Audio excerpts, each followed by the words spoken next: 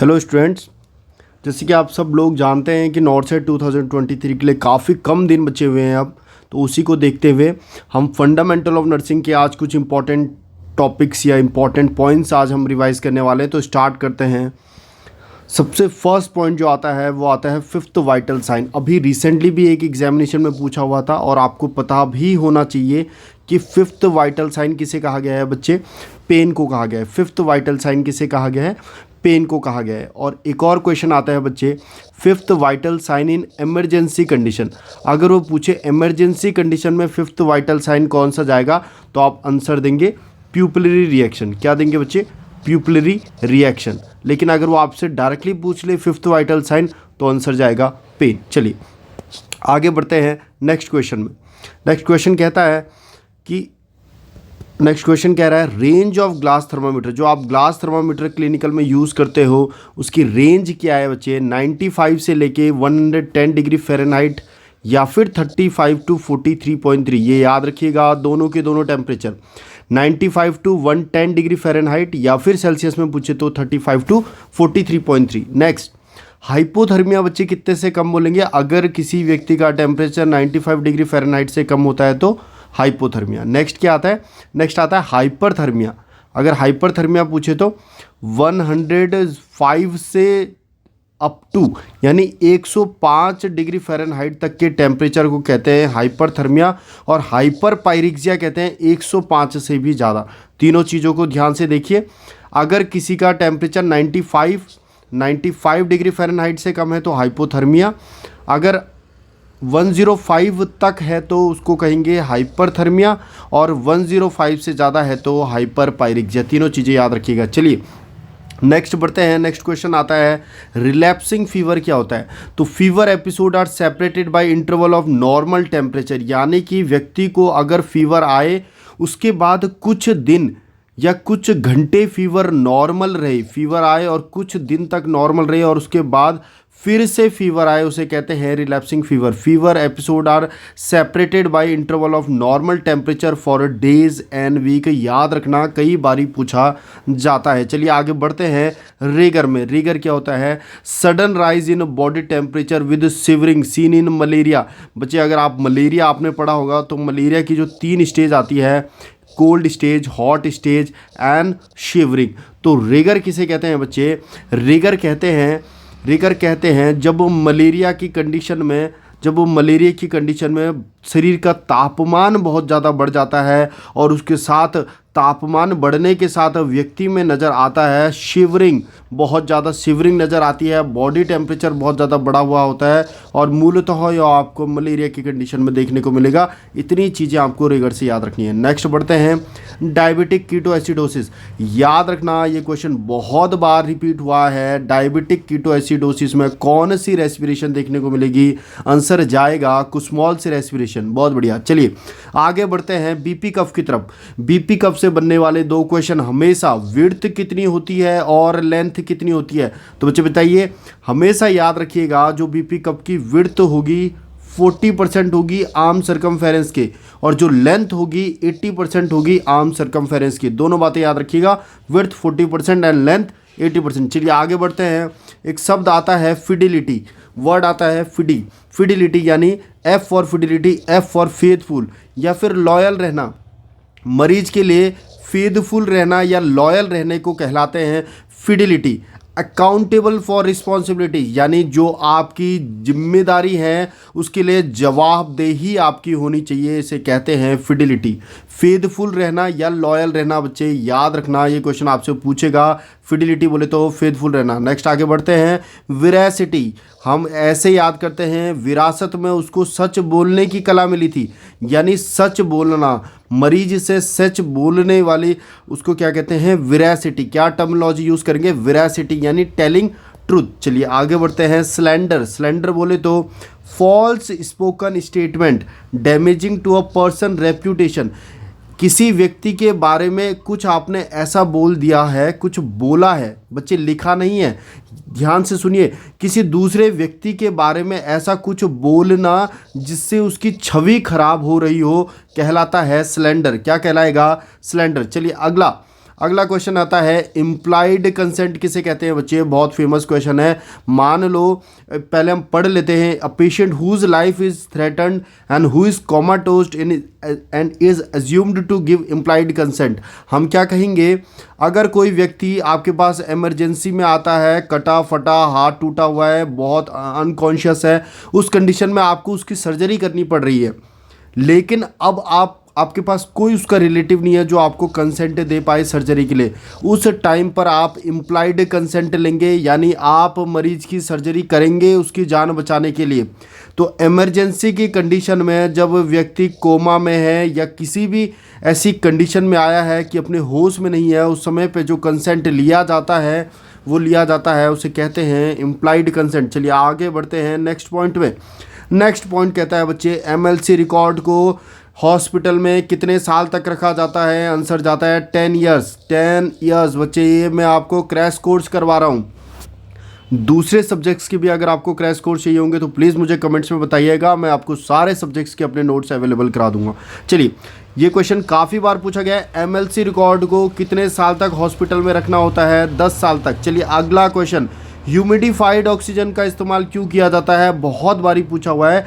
Moist mucus membrane and thin the secretion, वो कहता है कि हमेशा जब भी किसी व्यक्ति को ऑक्सीजन दी जा रही है हॉस्पिटल में, उसको ह्यूमिडिफाई करके ही क्यों दिया जाता है। आंसर जाता है क्योंकि अगर आप उसको ह्यूमिडिफाई करके देंगे तो व्यक्ति की जो म्यूकस मेम्ब्रेन है नोज़ की, वह मॉइस्ट रहेगी, गीली रहेगी, सूदिंग रहेगी, और उसका जो सीक्रीशंस है, अंदर जो सीक्रीशन है कफ वगैरह, वो थिन होंगे और वो इजीली एक्सपेल आउट हो सकते हैं, याद रखिएगा। चलिए अगला क्वेश्चन आता है, इंसर्जन ऑफ रेक्टल सपोस्ट्री, बहुत बारी पूछा हुआ है कि अगर किसी व्यक्ति में रेक्टल सपोस्ट्री आप डाल रहे हैं, रेक्टल सपोस्ट्री डाल रहे हैं तो कितना अंदर डालेंगे बच्चे। याद रखना, जहां पर इंटरनल इंस्फिंक्टर होता है उसके 4 इंचेस और अंदर, बच्चे मैं आपको बता दूं आपकी जानकारी के लिए, 1 इंच 2.5 सेंटीमीटर के बराबर होता है। तो यहाँ पर कह रहा है इंटरनल इंस्फिंक्टर के 4 इंच और अंदर डालेंगे रेक्टल सपोस्ट्री, याद रखिएगा, क्वेश्चन बनता है। चलिए नेक्स्ट आते हैं अगले क्वेश्चन में। ये कह रहा है maximum volume of medication for a single subcutaneous injection, अगर किसी व्यक्ति को आप सबक्यूटेनियस इंजेक्शन दे रहे हैं तो मैक्सिमम कितना दे सकते हैं बच्चे, 1 से 1.5 ml, 1 to 1.5 ml सबसे मैक्सिमम दे सकते हैं अगर किसी व्यक्ति को आप सबक्यूटेनियस इंजेक्शन दे रहे हैं तो, जैसे इंसुलिन आप देते हैं। चलिए अगला है कार्डर और रैंड सिस्टम किस लिए इस्तेमाल किया जाता है बच्चे। याद रखना, ये क्वेश्चन ही डिफरेंस पैदा करते हैं सिलेक्शन और नॉन सिलेक्शन में। ये कह रहा है कार्डेक्स या फिर रैंड सिस्टम क्या होता है, quick summary of individual patient needs that is updated at every shift change. Her shift के बाद, हर शिफ्ट जब चेंज होती है उसके बाद मरीज के बारे में जो क्विक समरी लिखी होती है उसको कहते हैं रैंड सिस्टम या फिर कार्डेक्स, याद रखिएगा, पूछा जा सकता है। नेक्स्ट ये कह रहा है bandage of collar bone fracture, अगर बच्चे किसी की कॉलर बोन फ्रैक्चर हो जाए, जिसे ब्यूटी बोन भी कहते हैं, कॉलर बोन अगर किसी की फ्रैक्चर हो जाए तो बच्चे उस बोन के लिए कैसा फ्रैक्चर लगाया जाता है, इस तरीके से एक आपने देखा होगा बैंडेज लगाया जाता है, ये शोल्डर है, इस तरीके से बैंडेज लगाया जाता है, उसे कहा जाता है फिगर ऑफ 8। काफ़ी बार पूछे जाने वाला क्वेश्चन है। चलिए आगे बढ़ते हैं। Most common source of client injury, किसी भी मरीज की इंजरी का सबसे कॉमन सोर्स क्या है, गलत मेडिकेशन दे देना, मेडिकेशन एरर एंड फॉल्स, गलत दवाई दे देना ही सबसे कॉमनली मरीज की इंजरी का कारण होता है, याद रखिएगा। चलिए आगे बढ़ते हैं। होलिस्टिक केयर, होलिस्टिक केयर से आप क्या समझते हैं, mind body spirit, mind body और स्पिरिट, अगर तीनों को और the patient in their family, मरीज का माइंड, मरीज की बॉडी और मरीज की स्पिरिट प्लस उसके साथ उसकी फैमिली मेंबर्स के भी माइंड बॉडी एंड स्पिरिट की केयर करना कहलाता है होलिस्टिक केयर, यानी संपूर्ण केयर। होलिस्टिक बोले तो हिंदी में बच्चे संपूर्ण केयर। चलिए आगे बढ़ते हैं। एनीमोमीटर, एनीमोमीटर किस चीज़ को नापता है, एयर की वेलोसिटी को जानने के लिए, एयर की वेलोसिटी को जानने के लिए जिस इंस्ट्रूमेंट का यूज़ होता है एनीमोमीटर, बहुत बार पूछा गया है। चलिए आगे बढ़ते हैं। अगर वो पूछता है टेम्परेरी हार्डनेस ऑफ वाटर को अगर आपको रिमूव करना है बच्चे, बहुत बार ये क्वेश्चन रिपीट होता है, अगर वाटर के टेम्परेरी हार्डनेस को रिमूव करना है ओके, इसमें तो ये पूछा हुआ है कि टेम्परेरी हार्डनेस पानी का जो होता है, वाटर का होता है, वो किस वजह से होता है। तो आंसर जा रहा है कार्बोनेट हार्डनेस। किस वजह से? कार्बोनेट हार्डनेस की वजह से टेम्परेरी हार्डनेस होती है वाटर में। अगर पूछेगा कैसे रिमूव करेंगे तो आंसर जाता है बच्चे बॉइलिंग। कई बार पूछा जाता है टेम्परेरी हार्डनेस ऑफ वाटर को रिमूव करने का तरीका बॉइलिंग। चलिए आगे बढ़ते हैं हाइग्रोमीटर में। हाइग्रोमीटर में जब हम बढ़ेंगे तो हम देखेंगे हाइग्रोमीटर किस चीज़ को नापता है? मॉइस्चर इन द एयर, हवा में नमी को नापने के लिए जिस इंस्ट्रूमेंट का यूज़ होता है उसको कहते हैं हाइग्रोमीटर। चलिए आगे बढ़ते हैं। रिकमेंडेड नॉइस लेवल, बच्चे कितना नॉइस लेवल रिकमेंडेड होता है? आंसर जाता है 85 dB। 85 dB याद रखना। अगर वो पूछे कि नॉइस लेवल कितना रिकमेंडेड होता है मैक्सिमम, बहुत बार पहले भी पूछा गया है, आंसर जाता है 85 dB। चलिए आगे बढ़े। अब वो कह रहा है नेक्स्ट, WHO हेल्थ की डेफिनेशन क्या कह रहा है? WHO के अकॉर्डिंग हेल्थ, एक हेल्दी इंडिविजुअल क्या है? जो complete physical, mental, social wellbeing, तीन ही इसमें डायमेंशन इंक्लूडेड होते हैं। Physical dimension, mental dimension and social dimension, wellbeing and not merely the absence of. किसी व्यक्ति में बीमारी ना होना ये नहीं दर्शाता है कि वह हेल्दी है। वो हेल्दी तब होगा जब उसमें physical dimension, mental dimension and social dimension तीनों हेल्दी होंगे। किसने दी थी डेफिनेशन? WHO ने। और WHO की स्थापना कब हुई थी और इसका हेडक्वार्टर, दोनों याद रखिएगा बच्चे, हेडक्वार्टर और स्थापना दोनों याद रखिएगा WHO को। चलिए अगला चलते हैं, प्लेसिड मॉडल। प्लेसिड मॉडल क्या है बच्चे? एक सेक्स थेरेपी है। आगे बढ़ते हैं। वाटर लॉ मेथड किस लिए यूज़ किया जाता है? अगर वो आपसे पूछे वाटर लॉ मेथड, बच्चे बताइए। Water law method, risk of pressure ulcer in a bed ridden client, बहुत इंपॉर्टेंट है। अगर कोई व्यक्ति, मान लो किसी व्यक्ति में रीढ़ की जो हड्डी होती है, स्पाइन की इंजरी हो चुकी है, उस कंडीशन में अब क्या होगा? व्यक्ति बहुत लंबे समय तक बेड पे पड़ा रहेगा, बेड रिडन रहेगा। उस कंडीशन में उसमें कितना रिस्क है कि प्रेशर अल्सर उसको हो सकता है, यह जानने के लिए जिस स्केल का यूज़ किया जाता है उसको कहा जाता है वाटर लॉ मेथड। क्या कहा जाता है बच्चे? Waterlow method, to know the risk of pressure ulcer in bedridden client. चलिए आगे बढ़ते हैं। बॉडी टिश्यू वर्क बेटर, ये क्वेश्चन बहुत बार पूछा गया है। एक बॉडी के जो टिश्यू होते हैं वो सबसे अच्छे किस टेम्परेचर में काम करते हैं? 36 से 38 डिग्री सेल्सियस। और हमारी बॉडी का टेम्परेचर भी कितना होता है? 37 डिग्री सेल्सियस। चलिए आगे बढ़ते हैं। खान टेस्ट, ये पूछा गया है। खान टेस्ट किस लिए करते हैं? एक ट्यूब फ्लोक्यूलेशन टेस्ट होता है, आपको याद रखना है। Kahn test, tube flocculation test. आगे बढ़ेंगे। एट्रोफी, एट्रोफी मतलब क्या होता है? Reabsorption of tissue. एट्रोफी मतलब होता है बच्चे, जैसे मान लीजिए ये सेल है, अगर इसका साइज कम हो जाए तो एट्रोफी, अगर इसका साइज बढ़ जाए तो हाइपरट्रॉफी, अगर इसके नंबर बढ़ जाए। बच्चे देखो, अगर ये सेल है, इसकी साइज कम हो जाए एट्रोफी, अगर इसके नंबर बढ़ जाए तो हाइपरप्लेजिया, और अगर इसका साइज और बढ़ जाए तो हाइपरट्रॉफी। ये तीन वर्ड याद रखना। छोटा हो जाना एट्रोफी, नंबर बढ़ जाना सेल्स का हाइपरप्लेजिया, और उससे भी बड़े ज़्यादा साइज हो जाना हाइपरट्रॉफी। नेक्स्ट है एपोप्टोसिस। ये क्वेश्चन तो कई बार एग्जाम में पूछा हुआ है कि एपोप्टोसिस क्या होता है? Programmed cell death. अगर प्रोग्राम्ड सेल डेथ को हम क्या कहते हैं? एपोप्टोसिस, याद रखिएगा। अगला है वेसिकेंट्स क्या होते हैं? Chemical substance that cause tissue necrosis and damage when एक्सट्रावेटेड।